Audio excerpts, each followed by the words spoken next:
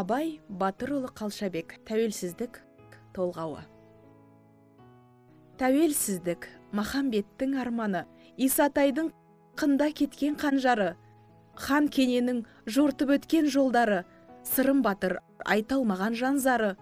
Тәуелсіздік шолпан жұлдыз толқыған, Сұлтан Махмұд көрмей кеткен таңдағы, Мұстафаның қол жетпеген әуесі, Ахмет пенен Міржақыптың мәуесі, Мағжан ақын, күңіренген қызаршың, Жүсіпбектің қаламының сәуесі. Тәуелсіздік махаңдардың арманы, қайраттардың көрмей өткен таңдары, Мұқағали аңсап өткен бұл асыл, бабалардың кештеу жеткен мұрасы, Тұрардың да шығалмаған тұғыры, Шәкәрімнің шорт үзілген ғұмыры, Ұлабай да дәм татпаған бұл күннен, сом алтынның болса дағы сынығы, Абай түгіл көрмеген ғой құнекем, орта жүздің қайта тумас ұлығы. Жүрегімен жыр арнаған бұл күнге, Қасымдайын қар өлеңнің тұнығы. Момышылы сыр арнаған бұл күнге, Құрманғазы күй ғып қысқан күмбірге. Асқарлар да арман болған бұл күнді, ел жанына қара сөзбен сіңірді. Тәуелсіздік мен жырлаған осы жыр, кеудемдегі ұға білсең күмбірді. Ирина Бурлак. Разговор с сыном. Отец и сын от крови кровь. И нет напутствия дороже, чем то, в котором есть любовь, того, с кем с детства так похоже. Послушай, сын, уж взрослый ты, так знай, что больше нет напасти, чем мчаться в поисках мечты за призрачным, гоняя счастье. Ведь счастье лишь в тебе самом, оно с тобой. Смотри душою, где б ты ни был, там твой дом, коль рядом близкие с тобой. Тот день и час других главней, что в этот миг и протекает, ведь сколько дальше будет дней, никто из нас совсем не знает. И те, что в этот час с тобой, они и есть родные люди. Те, что ниспосланы судьбой, других, возможно, и не будет. А всех, что так спешат уйти, ты отпусти без сожалений, ведь коль расходятся пути, они лишь повод для сомнений. И посреди обычных дней, где солнце есть и есть ненастье, ты жизни не растрать своей за призрачным, гоняя счастье. Ұлжан Шораева. Жүрегім босқа қиылма. Тағдырым біреу, тәңірім жазған маңдайға, қалайша жүдеу көңілім болған жағдайға. Жолықтың неге бақ болып маған кезінде, сезімді жеңе алмайды екен төзімде. Көремін күнде, көрмеске барма амалым, жымиып күлме, сол болар басты қамалың. Өзгені бәлкім ұнатып қалған шығарсың, бірақ сен әр күн жадымда көктеп тұрарсың. Қолымды бұлғап, қоштасу маған қиын ба, қия алмай шыдап, жүрегім босқа қиылма. Армысыздар, құрметті әріптестер. Бүгінгі шабыт бағдарламасы кездесуінің ерекшелігі біздің қонақтарымыз Назарбаев зияткерлік мектептері дербес білім беру ұйымының қызметтерін шығармашылықпен байланыстырып жүрген, ұштастырып жүрген жандар. Дорогие коллеги, уникальность сегодняшней встречи программы «Шабыт» заключается в том, что наши гости – творческие люди, объединяющие свою деятельность в автономной организации образования Назарбаев интеллектуальной школы. Ал қазір қонақтарымызды тағда таныстырып өтсек, Қалшабек Абай Батырұлы ақын, аудармашы, Қазақстан жазушылар одағының мүшесі, дарын стипендиясының иегері, педагогикалық шеберлік орталығының Шымкент қаласындағы филиалының тренері. Бурлак Ирина Михайловна, поэт, автор множества стихотворений, вошедших в несколько поэтических сборников, старший менеджер Центра образовательных программ. Шураева Ұлжан Абдығалиқызы, жас ақын, Ұнайды қарағанның жыр жинағының авторы, педагогикалық шеберлік орталығы, баспа және имиджді қолдау бөлімінің менеджері. Бүгінгі кездесуімізге қош келдіңіздер. Бүгінгі шабыттың қонақтарына ортақ тән қасиет поэзия әлемде өзіндік үні бар әріптестеріміздің шығармашылық жолы ерекше болмысы. Общая черта, объединяющих сегодняшних наших гостей программы «Шабыт» – творческий путь, неповторимость наших коллег, имеющих собственный голос в мире поэзии. Олай болса, құрметті әріптестер, бүгінгі кездесудің шымылдығын ашу үшін сөз кезегін Назарбаев зияткерлік мектептері дербес білім беруі ұйымының төрайымы Шамшадинова Күләш Ноғатайқызына бермекпіз.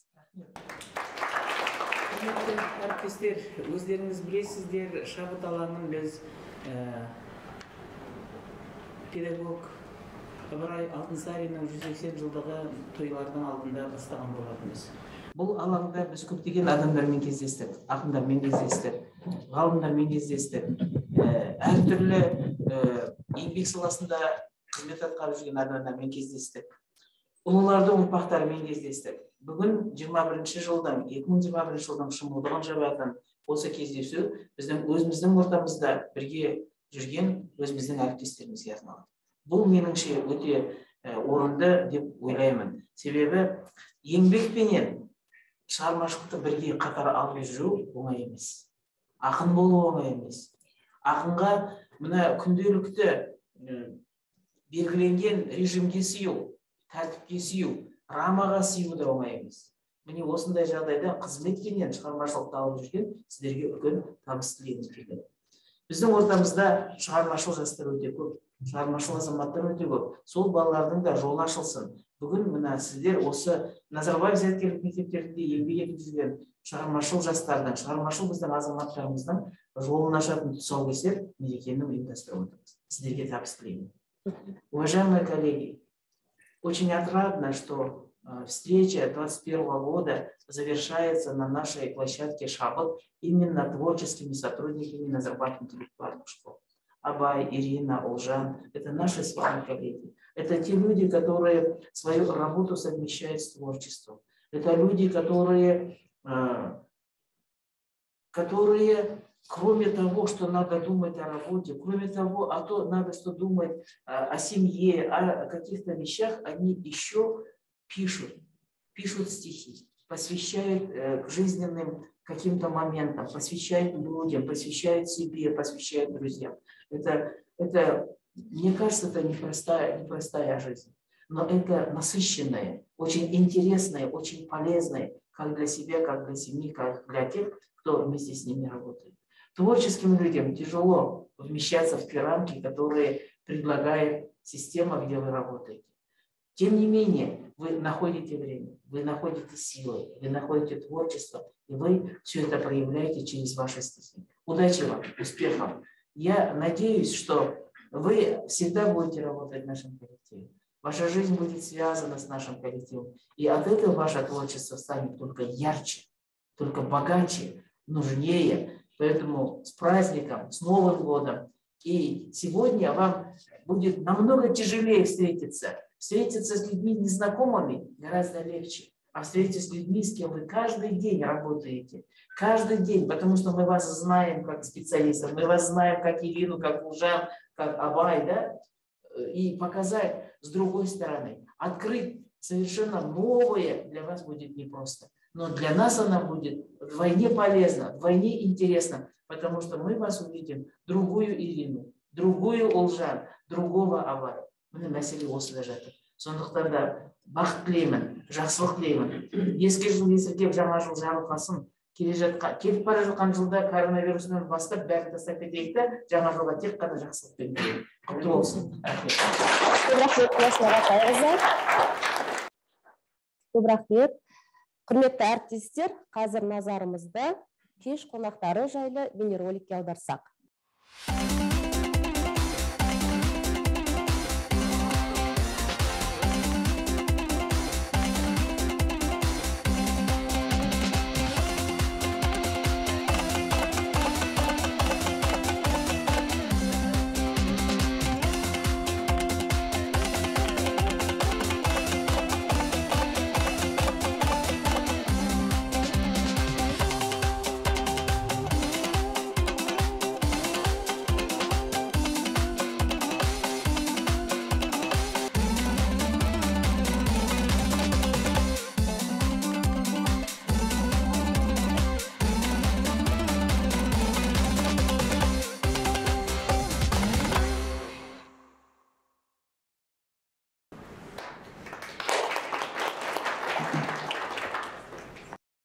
Мұқағали Мақатаев, поэзия, менімен негізбедің.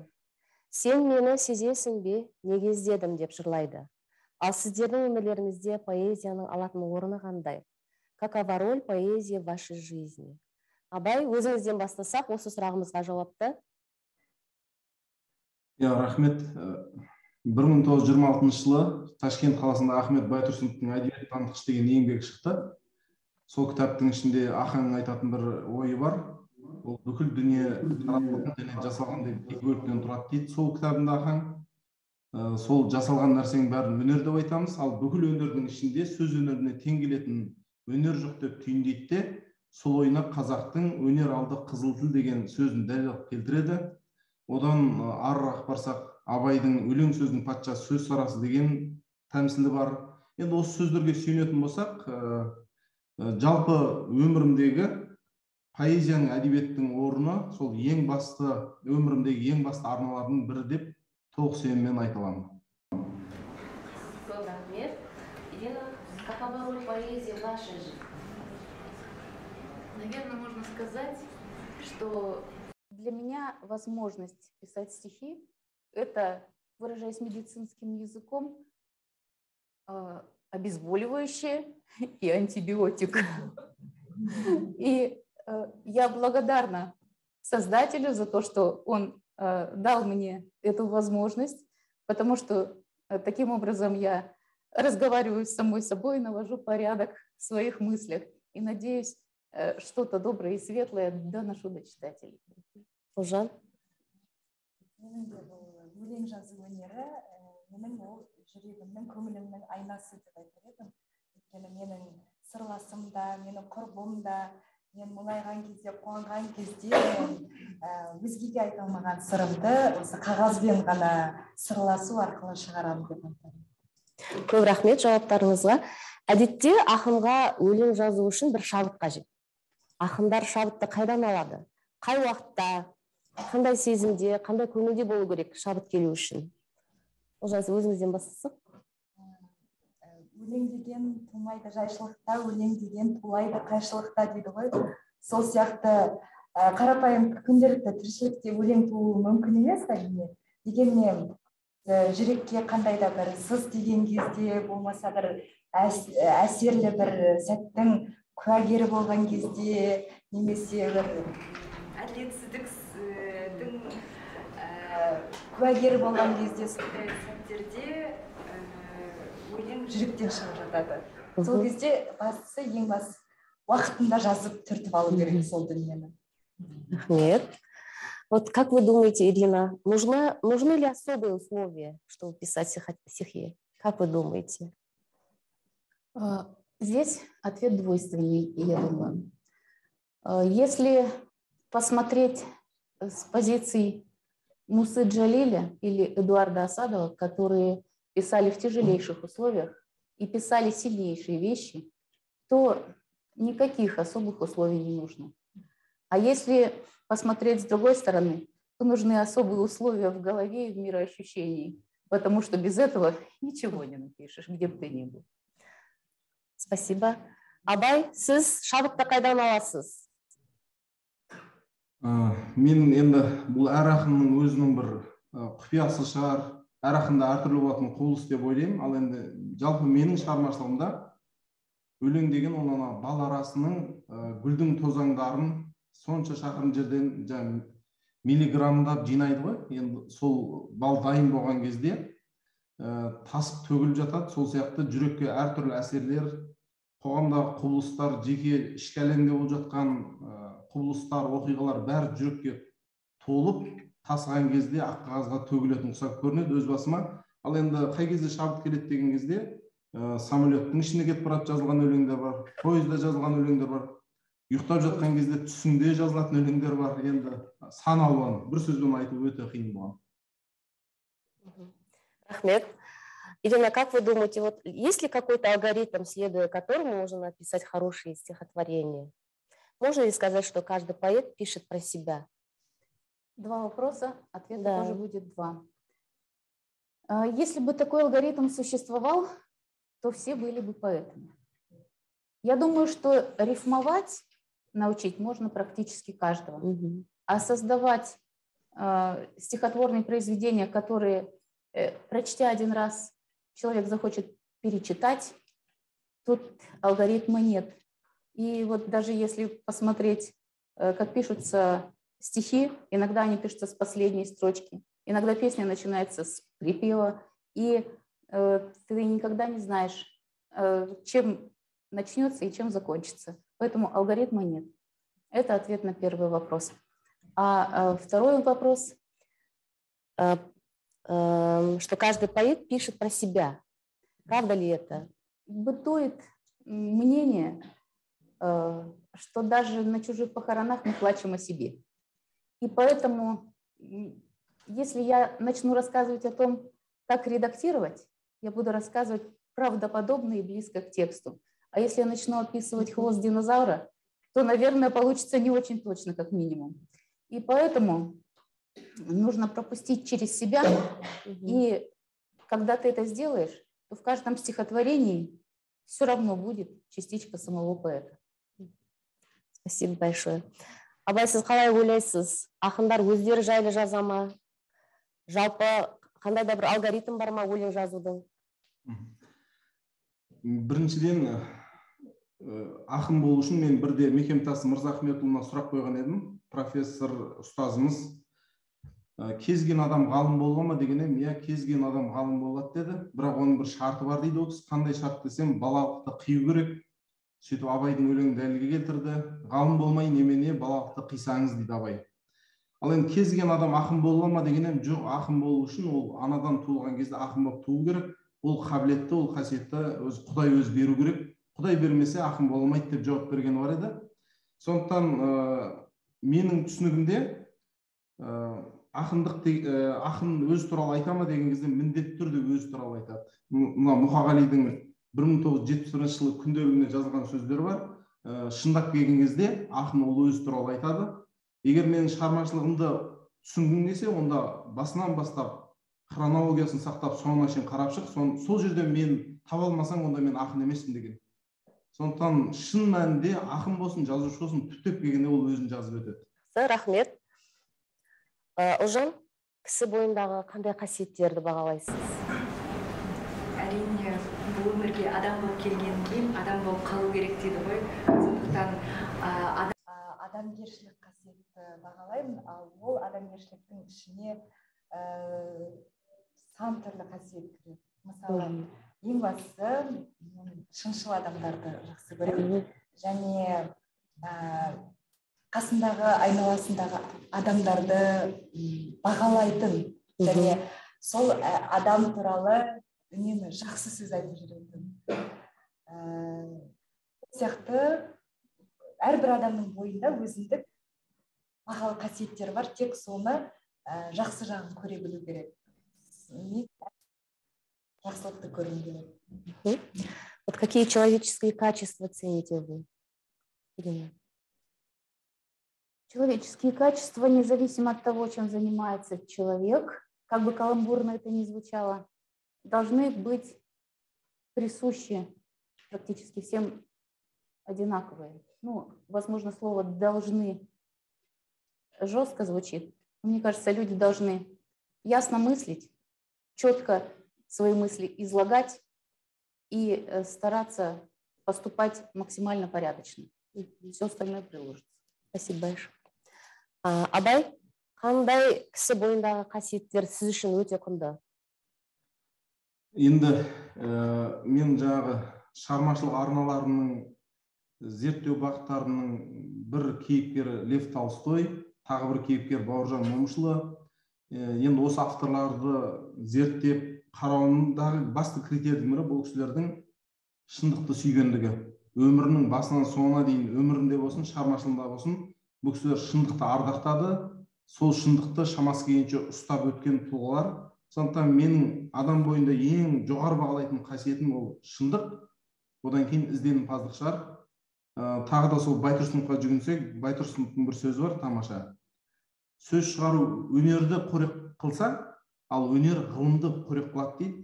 Құдай талант бергеннен кейін оны ғылыммен қоректендіріп, оны дамытып отырмаса тағы да болмайды. Сондықтан ең басты қасиеттер деген кезде шыншылдық, ізденімпаздық, әділет сүйгіштікті айтар едім. Көп рахмет. Енді бәрімізді де қызықтырып отырған маңызды сұрақ деп ойлаймын. Қызмет пен шығармашылықты біріктіріп алып жүру. Сондықтан тағы бір сұрағымыз бар. Осы біздің ұжымдағы қызметтеріңіз бен сіздердің шығармашылықтарыңыздың ұштасқан кездері болды ма? Әрине ойлайды мүмкін қызмет барысында мүмкін шығармашылық кішкене тұншығып қалады деп. Бірақ ол әр адамның өзінің ізденімпаздығына байланысты шығар деп ойлаймын. Мысалы мен шығармашылыққа жақын адаммын. Бұл жұмыс орнына мен келгенде бұл жерде енді білім саласы, бұл жерде енді өзінің шекаралары бар шындығында.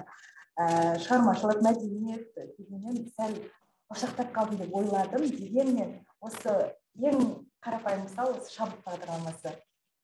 Бұл есімде осыдан 2 жыл бұрын сол кезде алғаш осы шабыт бағдарламасының шымылдығын ашқан Елена Әбдіхалықовамен кездесу болды. Сол кездесуді жүргізуді маған ұсынды.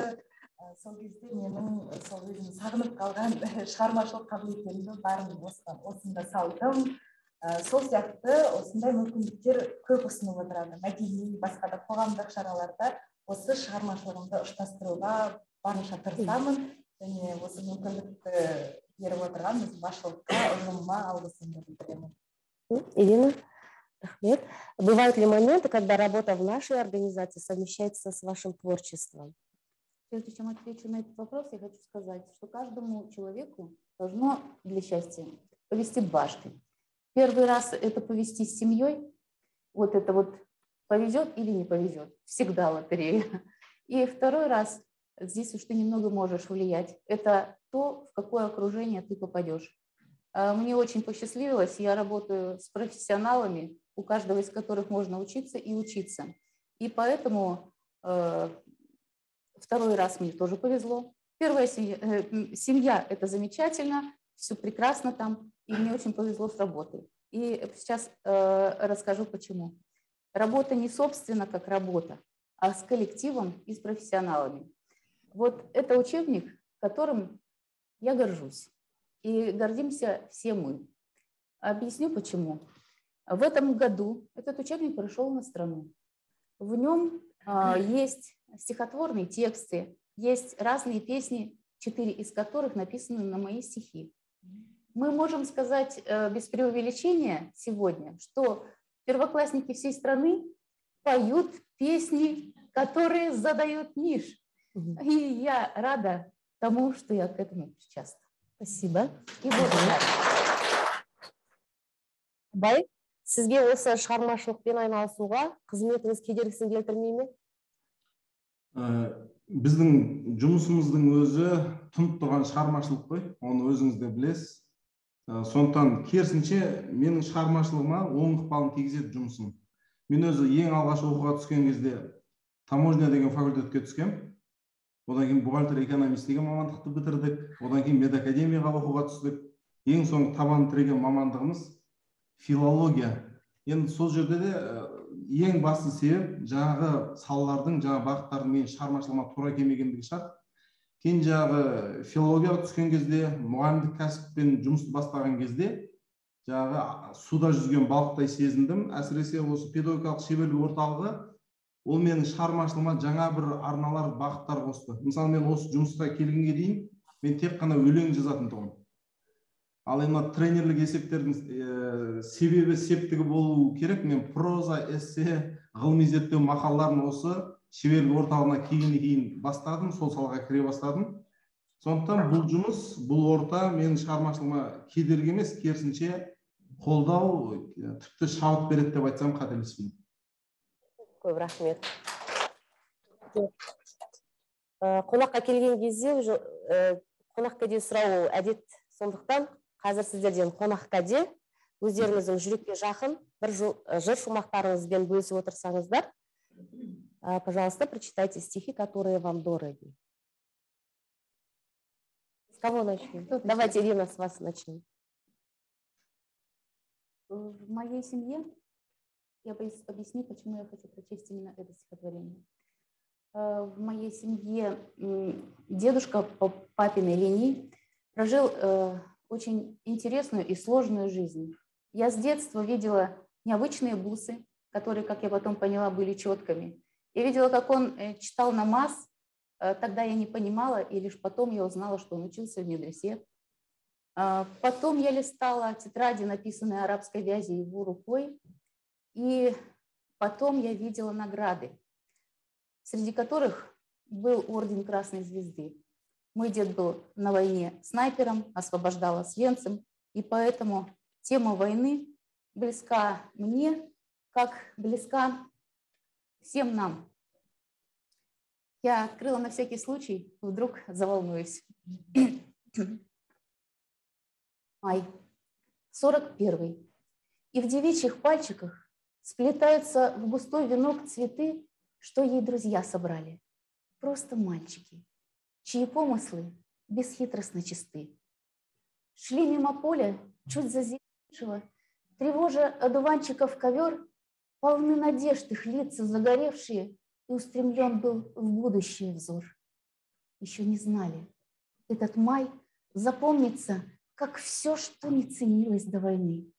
И будет он им грезиться в бессонницу, и про него же будут сниться сны. Они вспорхнут и улетят, как птенчики, но не укроет их ничье крыло. Как много их, веселых и застенчивых, талантливых и умных полегло.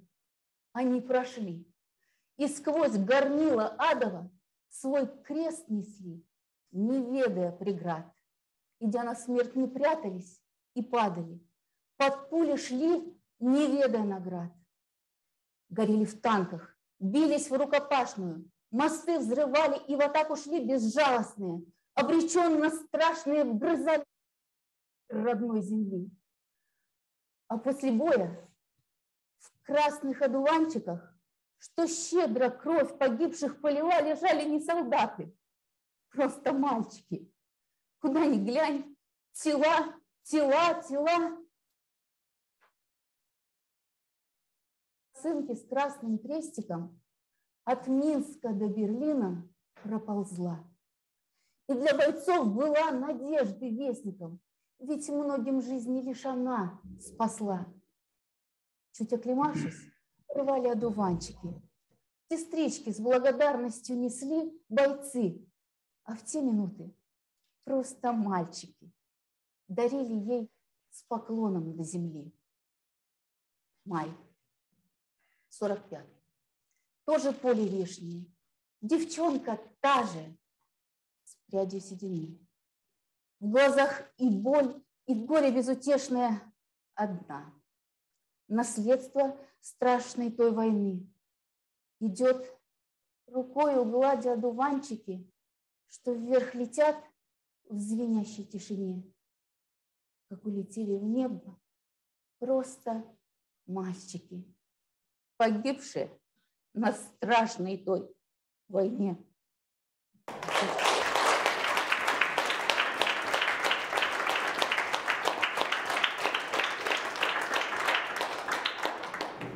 Спасибо вам за ваши прекрасные стихи и за вашу эту память о войне. Ұлжан, өзіңіз жалғастырыңыз. Онда абайға кезек берейік. Енді оқырмандардың арасында отырып талай өлең оқыдық. Енді 1000 шақырым жердегі тыңдармандардың жүрегіне жол тауып оңай емес шығар, сонда да тырысып көрейік. Томаға тұйықпын деген бір өлеңімді оқып берейін сіздерге. Томаға тұйықпын, мен өзі жүректің түбінен өртеніп шыққан күйікпін, талқысып барып талмай қалған жайым бар, солай мен сондаймын сүйіктім. Сен менің асыл сәттерімнің куәсі, сен менің өртенген күндерімнің куәсі, жүрегіммен жанымды түсінде жылашы, жүрегіммен жанымды түсінде бәріне шыдашы. Аяулым, сен менің айым бедің, сен менің басымдағы уайым бедің, мен мынау тасбауыр дүниенің тасбауыр перзентімін. Бол досы, бар осы дәл осы жайым менің, жанымның ішін жарып бір ызғарлы үн шықты, ызғарын шашып, ырқынан тасып ақыры түн шықты. Дауылдың күші бар оның бойында, түсінбейсіңдер, сендер жанымды дауылдай ұрмын сықты.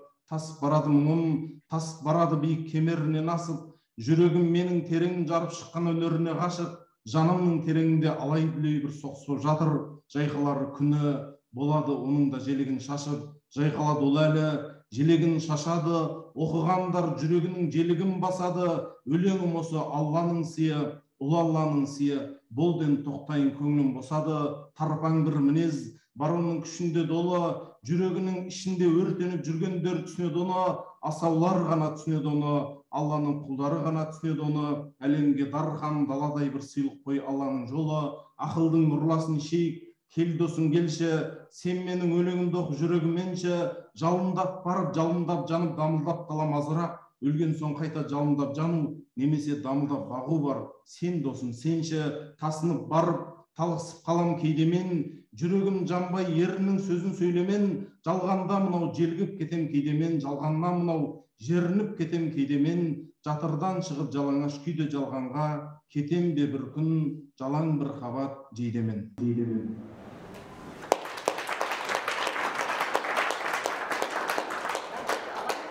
Ағамыз ұштала берсін. Енді қонақ кәдені ұжарынан күтеміз. Мен қазақтың қызымын деген өлеңімді оқып берейін. Мен қазақтың қызымын, дарыным бар. Рухы биік кеудемде тағылым бар. Емірене ерлікке ұмтыламын, өн бойымда себебі жалыным бар. Қазақ қызы игерген батылдықты, арды және намысты жақын қыпты.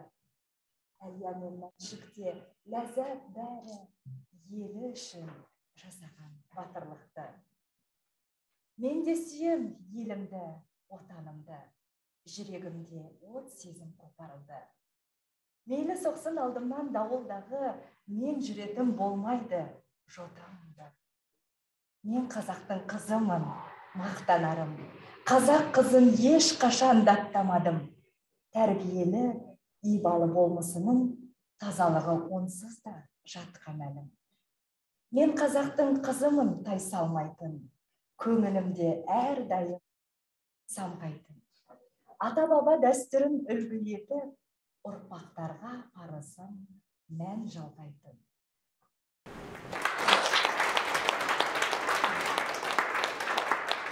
Рахмет.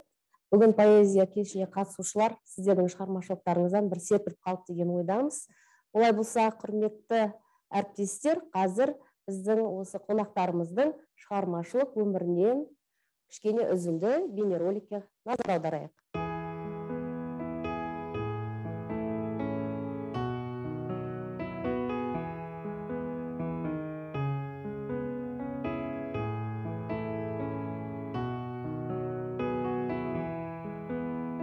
Ирина Михайловна работает в системе Назарбаев интеллектуальных школ уже более 6 лет. Она пишет стихи в самых разных направлениях. Ее стихи посвящены добру, семье. Также с особой нежностью она пишет о селе, о ее жителях, о быте, о проблемах в селе на сегодняшний день и о многом другом. Никого не пощадила эта осень, даже солнце не в ту сторону упало. Абай Қалшабек, ақын педагог. Қазақта бір тамаша сөз бар, сынықтан басқа нәрсең бәрі жұғат деген. Ахмет Байтұрсыновтың бір сөз бар, менің ең қадірлейтін мақалым осы деп айтқан. Кейде бір мақал, бір кітап айта алмайтын ойды айтады. Сіздің ең үлкен уайымыңыз не? Лайықты адам болып келдік, адам болып кете аламыз ба? 1922 жылы Орынбор қаласында Мағжан Жұмабаевтың педагогика деген еңбегі жарық көрді. Сол еңбекте Мағжан былай дейді, қараңыздар. Тәрбиядан мақсұт баланың тәрбиесін дәл өзіндей қылып шығару емес, келешек өз заманына лайық қылып шығару деген. Мен ойымша Мағжанның ойымен рухани жаңғырудағы сөйлем екеуі қатты үндесіп тұр. Енді Абайды мақтай беріп тоқтату керек те, танып игілігімізге пайдаланатын кез келді. Мақтауды шегінен асырып жібердік. Ұнайды қарағаны, бұл кештің бар көркіне балағаны.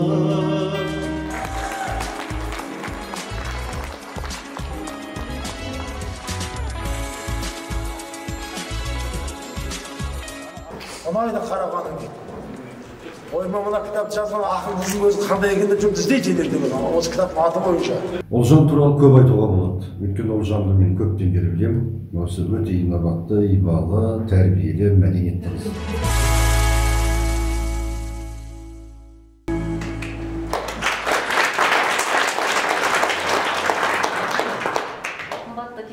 Кездесуге қатысушылар, қазір біз осы кешке қатысушы қонақтарымызға сұрақ-жауап қоюға рұқсат беріледі сіздерге. Сұрақ-жауап кезеңіне көшсек, көрермендер сіздер микрофондарыңызды, камераларыңызды қосып, ақын әріптестеріңізге арнаған сұрақтарыңызды қоюға болады. Залдағы бүгін кешке қатысушылар сұрақтарыңызды қойсаңыздар болады, бірақ өздеріңізді таныстырып кетуді ұмытпаңыздар. Ал сұрақ қоям деушілер болса, микрофон.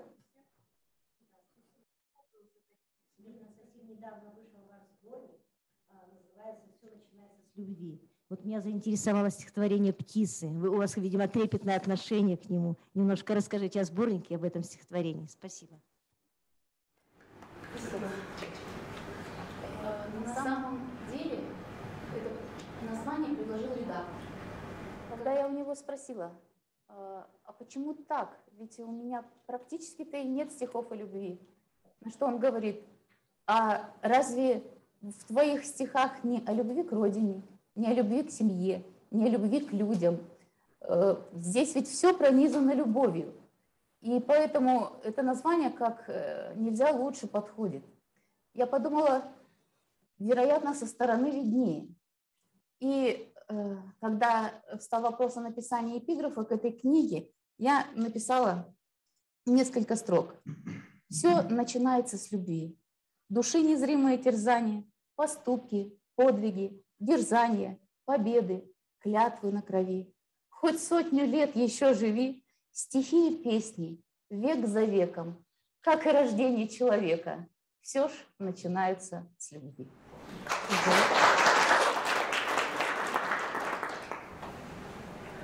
Педагогикалық шеберлік орталығы баспа және имидждік қолдау бөлімінің менеджері, есімім Ербек.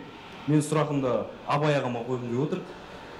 Абай Батырұлы, сіз бір сөзіңізде әдебиеттің шыңы, мақал мәтелдер қазақтың қара өлеңі деген екенсіз. Осы ойыңызды бір тарқатып, жан-жақты айтып берсеңіз. Рахмет сұрағыңызға. Сонда да мен енді әдебиет танушымын ғой, негізгі бітірген мамандығым әдебиетші, әдебиет танушы болғандықтан, қазірде осы көзқарастамын. Егер менен поэзияның шыңы не деп сұрайтын болса, мен ойланбастан қара өлең деп жауап беретін едім. Ал енді прозаның шыңы не десе, мақал мәтел, тұрақты тіркесті атар едім. Неге деген сұраққа келетін болсақ, қараңыздар, кейде бір мақал адамның тұтас бір өмірін суреттеп беретін мақалдар болады. Кейде бір мақалдың арқалайтын жүгін бір кітап арқалай алмайтын жағдай болады. Кей мақалды 40-қа келгенде, кей мақалды жасың 30-ға жеткенде барып бірақ түсініп жатасың. Мынау қазақтың ұлы ақыны Мұқағали Мақатаев жалпы кеңес дәуіріндегі ақындардың ішінде өте ерекше ұлы дарындардың бірі. Сол Мұқағали өзі былай деп айтады. Мен ақымын деп қалайша айта аламын, халқымның өз айтқанын қайталадым, күпі киген қазақтың қара өлеңін шекпен жауып өзіне қайтарам дейді. Бұл жерде де Мұқағалидың басқалардан ерекше болып тұрғаны, озып тұрғаны, ол іргетас ретінде қазақтың қара өлеңін алды. Енді қара өлең деген не ол? Қара өлең деген әжелеріміз, аталарымыз кәдімгі дастарханның үстінде отырып, ауылың сенің іргелі, шай көйлегің бүрмелі, айтарыңды айтып қал, отырым ғой жүргел деп келетін, тыңдаған кезде құлаққа жағымды, жүрекке үйіп жата қалатын бір қарапайым шумақтар. Бірақ сол қарапайым өлең жазу өте қиын екен. Мынау Лев Толстойдың бір пікірі бар. Біз күрделі, түсініксіз шығармаларды оқысақ, соларды өте мықты шығарма деп ойлаймыз. Ал шын мәнінде ұлы шығармалар бұлақтың суы сияқты тұп-тұнық болып, анық болып тұрады деген. Сондықтан енді қара өлең, мақал мәтел, тұрақты тіркесті әдебиеттің шыңы деп айтудағы себебім осы. Одан кейін тағы бір қысқа бір ой. Қазақтың қара өлеңінде мынандай бір жол бар. Іші алтын, өлеңінің сырты күміс дейді. Бұл жерде қазақ нені айтып отыр? Қазақ мазмұн бірінші орында, ал форма екінші мәселе екендігін айтып отыр. Қараңызшы, іші алтын, өлеңінің сырты күміс дейді. Немесе Абай былай деп айтады. Өлеңге әркімнің бар таласы, сонда да солардың бар таңдамасы, іш алтын сырты күміс сөз жақсын, қазақтың келістірер қай баласы дейді. Демек, қазақ мыңдаған жылдар бойы жасаған өнерінде мазмұнды бірінші орынға қойды да, ал форманы екінші орынға қойды. Бірақ форманың өзін қалай солай болсын деп тұрған жоқ, сырты күміс болсын деп тұр. Сондықтан міне осы іш алтын сырты күміс қазақтың қара өлеңін, мақал мәтелдерін, тұрақты тіркестерін қатты құрметтеймін. Себебі олардың ішінде алтын ой, інжу маржан өрнектер, үлгілер жатыр. Рахмет. Бізде чаттан да сұрақтар келген екен, оқып жіберсем. Ерлан Мербек пишет: можно ли научиться писать стихи? Откуда стоит начать? Ирина, возможно, вы ответите. Начать стоит сначала. И подумать, насколько душа просит. Потому что если она действительно просит, она сама и напишет, и продиктует. И есть хорошая фраза: хочешь хорошо танцевать, танцуй. Пишите, и, возможно, вы будущий Пушкин. Спасибо.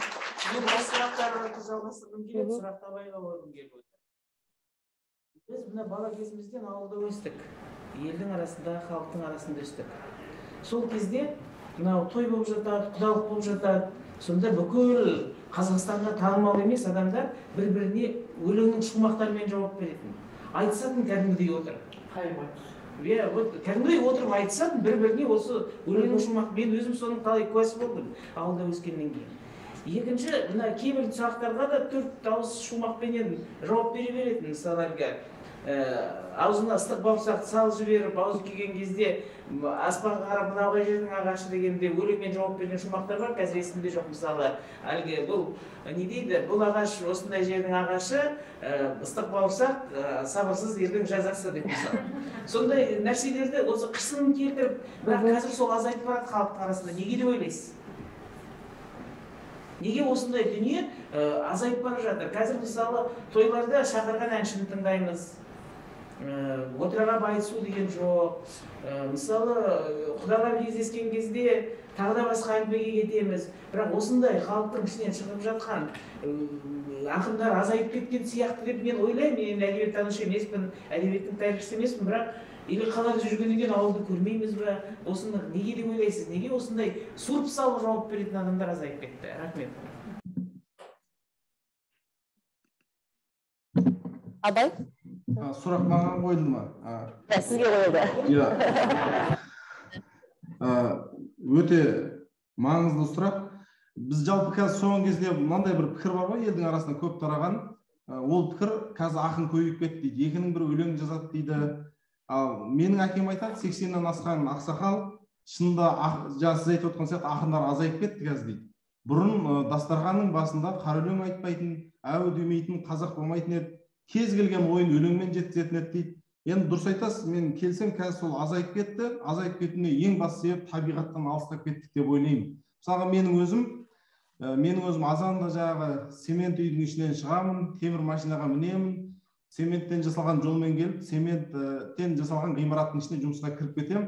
Былайша айтқанда азаннан кешке шейін жаңағы цемент пен темірдің арасында жүрміз ғой, егер жаңағы ауыспалы мағынада айтсақ.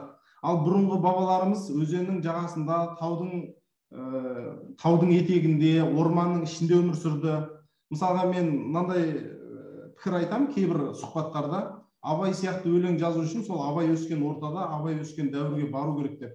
Сондықтан жанымыздағы, жүрегіміздегі ақындыққа бейім, шығармашылыққа бейім ойлардың азайып кетуіне сол табиғаттан алыстау ең басты себеп деп ойлаймын мен. Абай, рахмет. Абай, жауабыңызға үлкен рахмет жауабыңызға. Бірақ мен осы жерде айтайын деп едім. Абай туралы өлең жазу үшін Абай туған ортаға бару керек, Абай туған дәуірге бару керек. Сонда 21-ші ғасырда 21-ші ғасырдың шындығын айтатын, 21-ші ғасырдың сөзін сөйлейтін, 21-ші ғасырдың жақсылығын айтатын, қиыншылығын айтатын Абай сияқты ақын тудырамасақ, онда біз қандай халықпыз? Сұрақ сізге.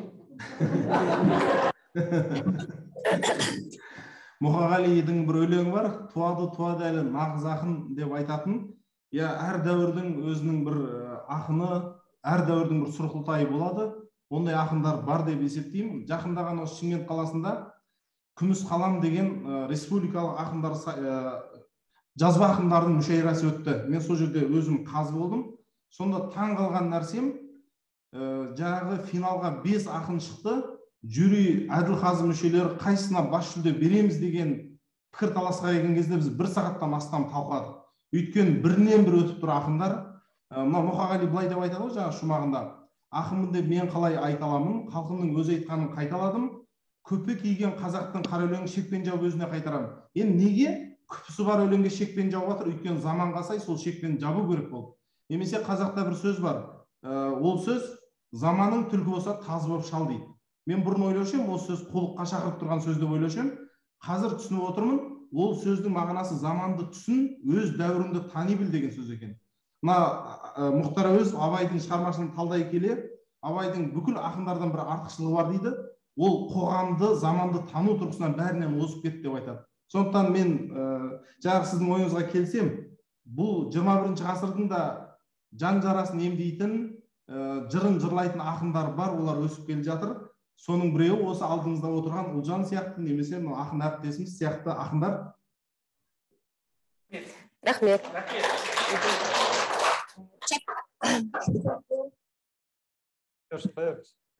Үшеулеріңізге де бір сұрақ. Осы бір жерде оқығаным бар. Ақынның шабыты ең жоқшылықтың өмір осындай бір күшті мағыналы нәрселер туындайды. Осыған келісесіздер ме? Абай естіген жоқ. Абай естідіңіз бе? Жоқ, естіген ақынның өрбуі жаңағы шығармашылығының шарықтау шері ол жоқшылықты сезінгенде туындайды екен. Оған ойыңыз қалай? Келісесіз бе? Жібек, кешіріңіз, қайттан бір қайталап жіберіңізші. Ақындықтың шарықтау шені, ақын болып оның жаңағы қалыптасуы ол көп жағдайда жоқшылыққа байланысты, жоқшылықты сезінгенге байланысты деген ойға келісесіз бе? Тапшылық туындау керек. Түсіндім. Енді біз өзіміздің әдебиет тарихына қарайық. Мысалы, Сұлтанмахмұт деген ақын өтті. Әдебиет тануда жалпы Абайдан кейін Мағжан ба жоқ Сұлтанмахмұт па деп айтады әдебиет зерттеушілер. Сол Сұлтанмахмұт өзінің күнделігінде айтады: Троицк қаласында оқып жүрмін. Жұмасына бір рет тамақ ішемін дейді. Жұмасына аптасына бір рет қана тамақ ішемін дейді. Өкпесі ауру, үйі жоқ, әйелі жоқ, ақшасы жоқ. Сонда Сұлтанмахмұт айтады: аптасына бір рет тамақ ішуге шыдайтын едім дейді. Оған шыдап білім ала беретін едім. Бірақ үстіндегі киімінен ұялып бара жатырмын. Өйткені Троицк өте сәнді қала, жүрді адамдар өте талғаммен киінеді, сол киіммен шыдай алмай амал жоқ ауылға қайтып бара жатырмын деп айтады да. Сол қараңыз, 27 жыл ғана ғұмыр кешті, денсаулығы болған жоқ, ақшасы болған жоқ, дүниесі болған жоқ, үйі болған жоқ, күйі болған жоқ, бірақ адамзаттың тарихында, әдебиеттің тарихында өзінің ізін тастап кетті. Енді жоқшылық қана осындай бекке шығарады десек, Абай, мен былтыр ғана Абайдың ауылында болдым.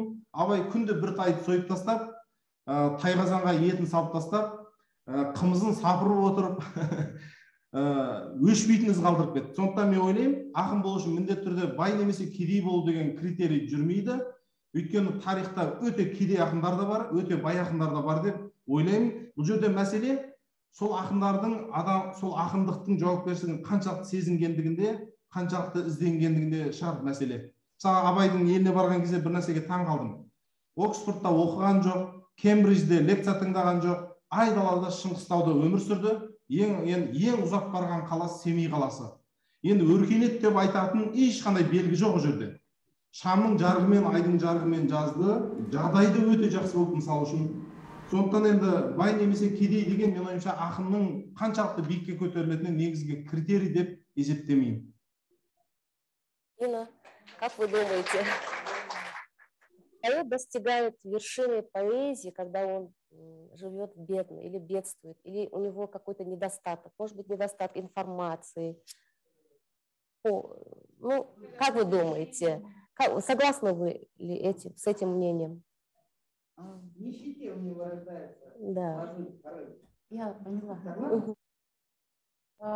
Я думаю, что то, что мы пишем, падает на нас свыше. Если написано действительно хорошо, то мы всего лишь записали. И поэтому, будь ты нищий или богатый, если у тебя не нищая душа, ты напишешь. А если нет, то... Ұлжан, жастарды ұмытып кетпейді. Мен кішкене келісемін сіздің сөзіңізбен, өйткені мысалы адамның тоқшылықта өмір сүрсе, адамның көңілі де тоқ болады, содан масайрап кетеді көп нәрсеге. Сондықтан көп өмірдің мысалы бұралаң жерлерін, сай саласын кейде сезінбей көрмей қалуы мүмкін деген сияқты. Мысалы өз басым Астанаға алғаш келген кезде менің шығармашылығымның шарыққан шыңы болды деп айталам. Өйткені мен ол кезде біріншіден материалдық жағын былай қойғанда алғаш Астанаға келген ешкім жоқ, қасымда ортам жоқ, мен сол кезде көңілім қатты шөлдеді былайша айтқанда. Сол кезде менде өлең деген бір туады. Бұл сөзіңіздің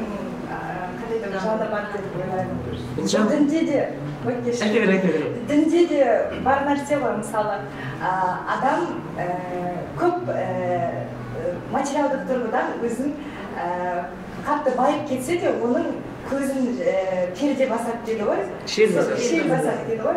Сол сияқты әр нәрсенің де кейде жоқшылықтың да бір пайдасы да бар деп ойлаймын. Ұлжан, онда менің сұрағым бар. Өсе-өсе жағдайың түзеледі. Құдайға шүкір, оған елімізде үлкен жағдай жасалып жатыр. Сол кезде сенен өлең күте алмаймыз ба сізбен? Тақырыбым өзгереді деп ойлаймын. Тақырыбым өзгереді деп ойлайсыз. Әрине, мына жалпы айтамыз ғой, ақын сол дәуірдің жыршысы, сол дәуірдің сыншысы.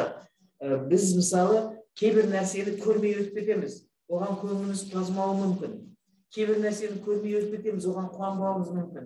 Бірақ ақын соны көреді, соны сезеді жүрегімен, содан кейін жазады.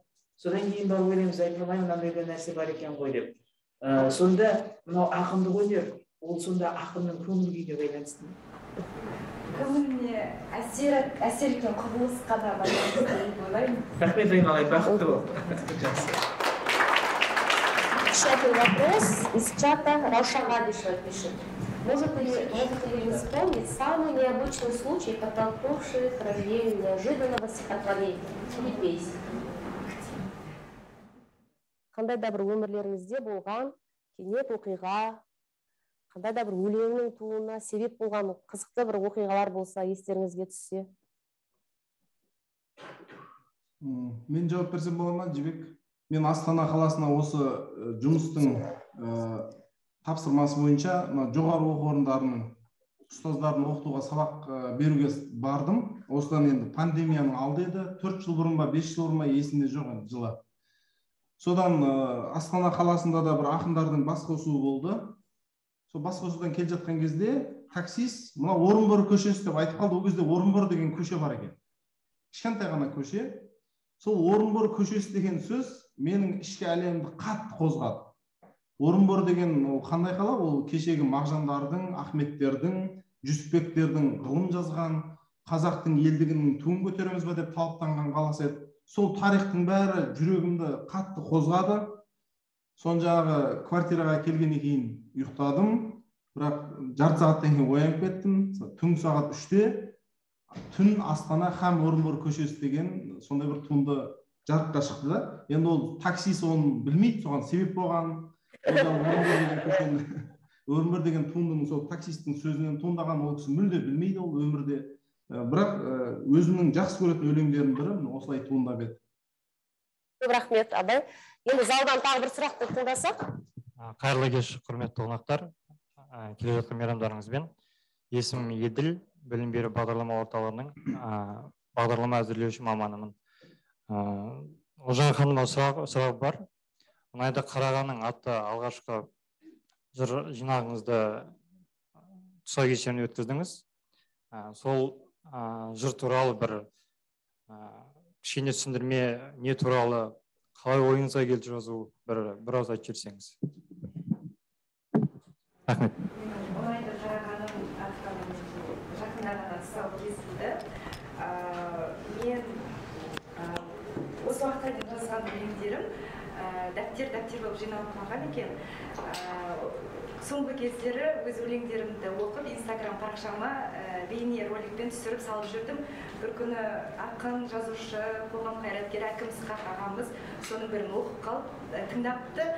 Сонымен, Ұлжан, сен неге кітабын шығармайсың, сенің әжептер өлең жазады екенсің ғой деп маған қолқа тастады. Бірақ мен ол кезде кітап шығармай дайын емеспін.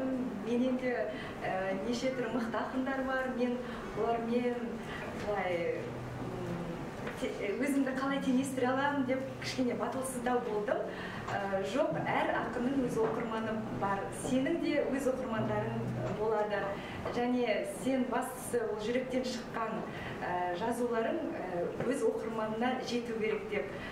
Сонымен ол кісі айтқаннан кейін бір жылдай шамасы уақыт өтті, мен әлі дайын болмадым. Сонымен осы жақында жүргенде бір кенет ой келді маған. Еліміз тәуелсіздігінің 30 жылдығын атап өтіп жатыр. Мен де тәуелсіздіктің құрдасымын. Мен осы айтулы жасымда немен мақтана аламын, неге қол жеткіздім, қандай еңбегім бар деп сол кезде кітабымды шығару керектігін түсіндім. Сонымен өзімнің туған күнім емес, 30 жасқа толғанға дейін бір жарым ай қалған уақытта Әкім ағаға осы ойымды айтып едім. Бізде өте аз уақыт қалды, сондықтан егер шығарамыз десек, бізге асығу керек деп.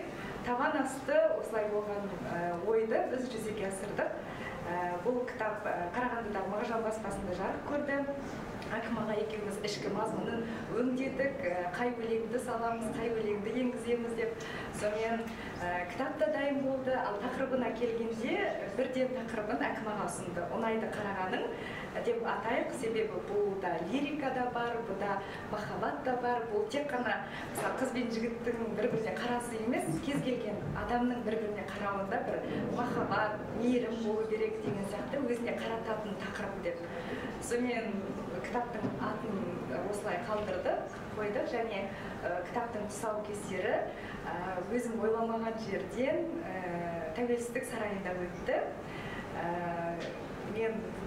Мен үшін бұл тәуелсіздіктің құрдасы ретінде үлкен жетістік болды. Өзімнің төл туындым, алғашқы жыр жинағым осылай кітабым жарыққа шықты.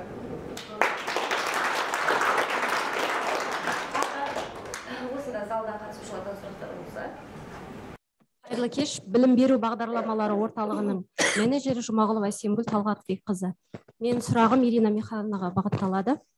Ирина Михайловна, ваши стихи были опубликованы в Казахстане, в России и в Германии. Расскажите, пожалуйста, как вы обрели своих поклонников, своего творчества в дальних странах? Поклонников, наверное, громко сказано. Я очень благодарна всем тем, кто находит время прочитать, да еще и где-нибудь лайкнуть.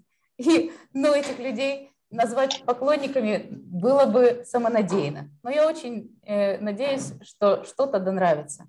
Что касается непосредственно вопроса. Вот этот сборник, здесь мы объединились с еще несколькими поэтами из Астаны. Он был издан в издательстве, которое называется «Союз писателей в России». Россияне читали наши стихи, знакомились с ними, они им нравились и вызывали отклик. Все мы пользуемся соцсетями, есть страничка Инстаграм, есть стихи.ру, где каждый может свои произведения разместить. Там тоже находятся отклики у людей. И был первый вопрос, он как раз отвечает, согласуется с тем вопросом, который сейчас задали. Стихотворение «Птицы». Почему ему особое внимание? Именно это стихотворение было опубликовано в Германии, в городе Кёльн, в журнале «Контакт Шанс». В нем я провожу параллель между перелетными птицами и людьми. И делаю вывод о том, что сменится столетие череда, помогая выводу сложиться. Люди уезжают навсегда, и лишь птицы, чтобы возвратиться. В нем призываю людей оставаться на своей родине, видеть гнезда там и учить своих детей смотреть на звезды родного неба. И тогда они будут исповедовать те же истины, что их родители. И тогда Родина всегда будет Родиной.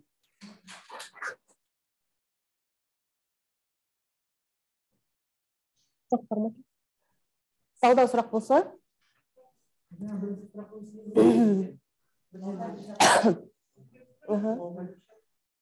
Ұлжан, ақындық жолға қалай келдіңіз? Кім әсер етті? Кім ықпал етті? Қандай ақын қыздар ықпал етті? Мен айтар едім, менің ақындық жолға түсуіме ең бірінші ұстазым әсер ықпал етті деп. Өйткені бастауыш сыныпта есімде бізге тапсырма берді, анамызды 8 наурыз мерекесімен құттықтап өлең жазыңдар деген.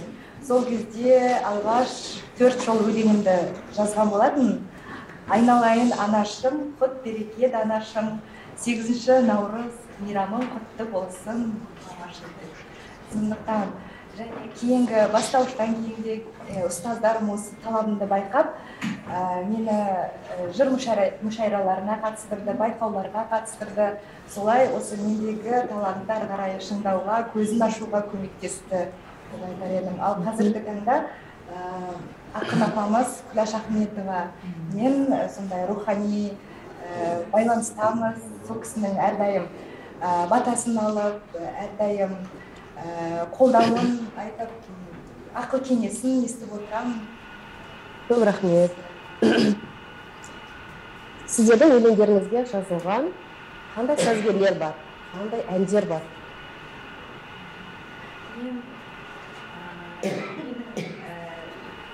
өлеңдеріме, мысалы, қазір ғана айтып отырған «Ұнайды қараған» деген өлеңімнің де әні бар. Ол әннің авторы Әкім Исхақ ағамыз, және Астана деген дуэт бар осы елордамызда. Сол дуэттің әншілері Құралай Қырықбаева және Нартай Алтай есімді өздері ән жазады, сазгерлер. Олар да менің Астана, Туған күн, Мөлдір көзің деген сияқты бірнеше әндерді орындайды. Және Әуесхан Солабеков есімді композитор ағамыз бар. Қазақстанға танымал әндері шырқалып жүр. Сол кісімен және өзге де сазгерлермен шығармашылық байланысымыз бар. Ирина, может, расскажете о песнях, написанных на ваши слова? Песни по большей части детские. И удивительный был момент для меня, когда я написала стихотворение, причем и написала-то его очень быстро, потому что, как мы все друг друга приветствуем, по утрам прилетела какая-то интересная картинка. Я на нее глянула и буквально в WhatsApp написала ответ, и это получилось стихотворение. Его прочитал композитор из Усть-Каменогорска и через какое-то время прислал, на мой взгляд, удивительную по своей красоте мелодию. И в момент, когда я опубликовала это стихотворение в Instagram, буквально не прошло и 40 минут после того, как учитель НИЖ Алия Анатольевна Кайдарова, талантливейшая учитель музыки, прислала картину, которую она нарисовала, прочитав. Представляете, какие талантливые люди у нас работают. Вот это коротко о песнях, которые пишутся на стихи. Спасибо. Келесі кезекті әнге берсек, Ұлжан Шораеваның сөзіне жазылған жаңа ән «Ұнайды қарағаны» орындайтын Қазақстан Республикасы президенті оркестрінің әншісі Әлібек Ізбасаров.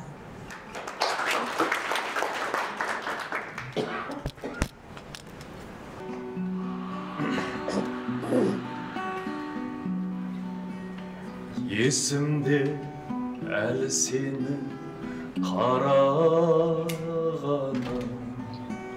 сен мені өзгелерден дараладың. Мен дозақ кейпін бұзбай қарайыншы, күлкіңнің шат болмасын бағаладым. Ұнайды қарағаның, бұл кештің бар көркіне балағаның. Сүйсіне қарағанда жұмбақ сырмен жүрегімнің гүл бағын араладым. Ұнайды қарағаның, ұнайды қарағаның, ұнайды қарағаның.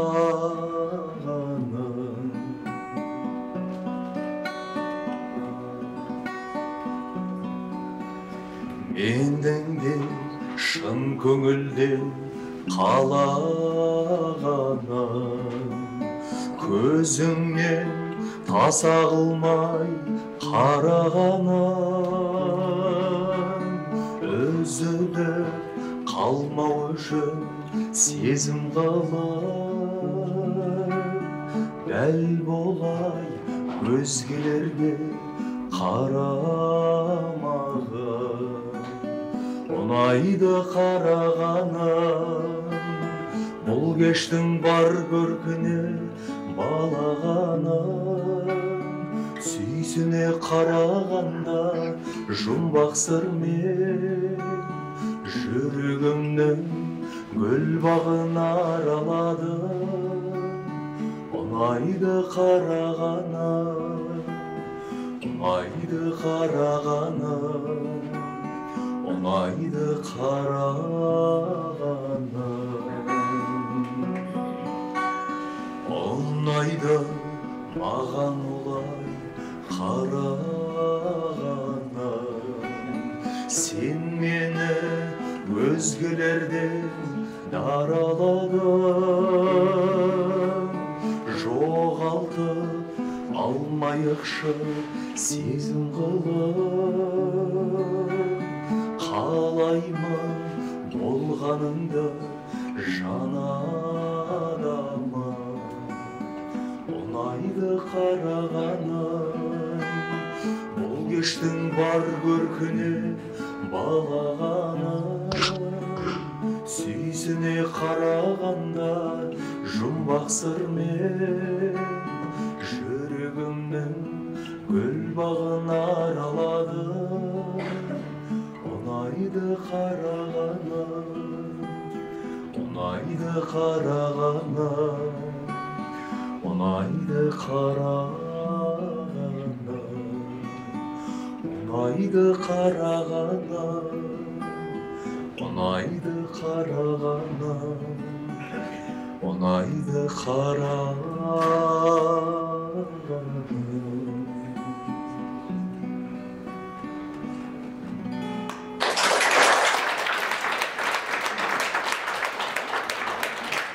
Рахмет, Алик мырза. Жалпы әннің халықтың арасына жиі кеңінен таралуы ол ақын мен композитордан бөлек орындаушыға да байланысты. Сондықтан да мынау әніңіз халықтың арасында кең тарап жатқанға әншілердің де қосатын рөлі өте зор деп есептеймін. Сондықтан да Әлібек бүгін келіп мына біздің ақындарымыздың кешін бір әдемі бояуға бояп өзіңіздің өнеріңізді көрсетіп жатқаныңыз үшін жалпы біздің коллективтің атынан үлкен алғыс айтқым келеді. Бұл коллективте Қазақстанға ғана емес, қазір біраз мемлекеттерге белгілі болып қалған Назарбаев зияткерлік мектептері осы мектептердің ашылғанының 10 жылдығына арналып шыққан біздің кітабымызды және меніңше әншілер үшін ең бір қажет, ең бір жақсы дүние бұл гүлдің шоғын қазір беруіміз керек шығар. Мен сізге осыны ұсынғым келеді. Бақытты болыңыз, өнеріңіз ары қарата дами берсін, ары қарата жүре берсін деп ойлаймын. Жақсы ма?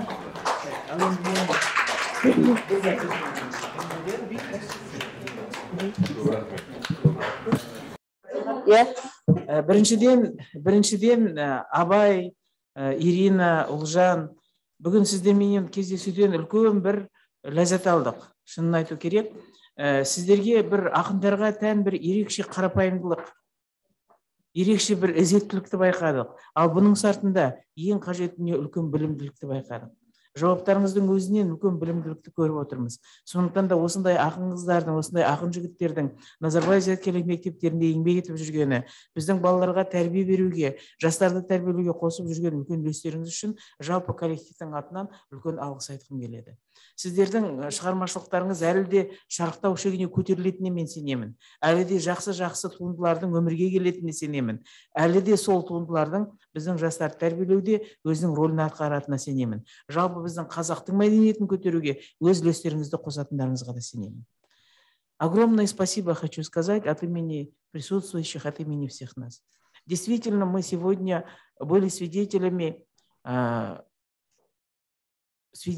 того, что с нами вместе работают очень образованные люди. Люди очень простые, люди очень искренние, люди, которые чувствуют сердцем, руководствуются разумом. Вот понимаете, вот действительно сегодня мы были свидетелями того, что мы работаем рядом с очень талантливыми людьми. Людьми, которые дорожат тем, что сегодня они имеют, дорожат той жизнью, которая сегодня с ними происходит. Они понимают, что их окружает. Поэтому огромное спасибо. И позвольте вручить нашим девочкам, нашим цветы. Удачи вам, успехов. С Новым годом, дорогие друзья.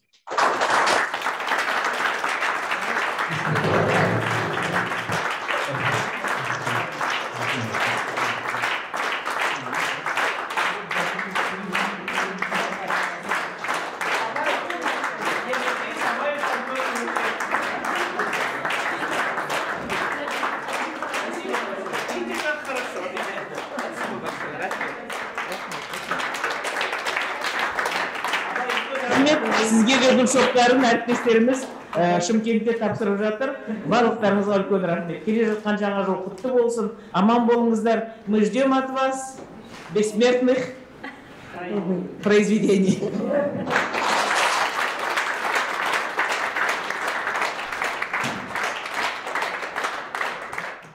Бүгінгі поэзия кешіне қатысушы әріптестер, сіздерге алтын уақыттарыңызды бөліп, осындай керемет шығармашылық кешіне қатысып, рухани ләззат алып, жаңа жылға жаңа шабыт алғандарыңызға, уақыттарыңызды бөлгендеріңізге көп рахмет.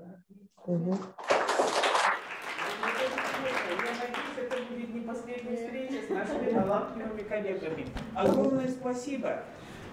Конечно, у Абая, у Ирины, наверное, уже есть книги, уже вышедшие, но вот у нашей молодой коллеги, у нее вот первая книга вышла. Дай Бог, что эта первая книга была началом того, вот, чтобы оно действительно было. Абай, үлкен рахмет. Сіздің жауаптарыңыздан, терең ойыңыздан үлкен ләззат алдық. Ирина, вам огромное спасибо. Очень искренние, очень глубокие стихотворения, очень, вот знаете, вот за душу, конечно, берет.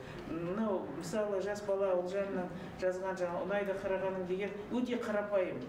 Өте қарапайым айтылған сөз. Бірақ соншалықты жаныма жетеді. Соншалықты мынау бір құлағыңда сыңғырлап тұрады. Мынау жүрегіңе жететін сөз.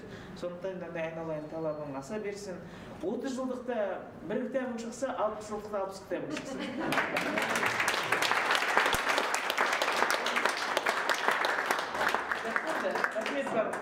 Ал келіп, мына қолда тыңдап отырғандарың үшін сіздерге де қатысып жүруге. Спасибо всем. Ну, все можно фотографироваться, давай. Ирина, мен